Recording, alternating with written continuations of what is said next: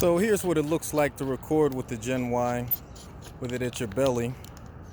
Right now I've got it mounted on my belly and I'm just recording what's in front of me. I'm just tightening it right now. Give me a minute. There we go. So I'm still at Cooper River Park right now. We've got a little event going on out here where people are running as far as they can for 12 hours. They've got 12 hours to run as far as they can. I'm just out here recording it. Just got finished shooting a few videos. I don't know, you may be able to see the clock over there. I guess that's 10 hours and 36 minutes. Guess people have about an hour and a half till they're finished running. The sprinkler going on out here, Porta Johns. I actually need to use it. Pretty nice.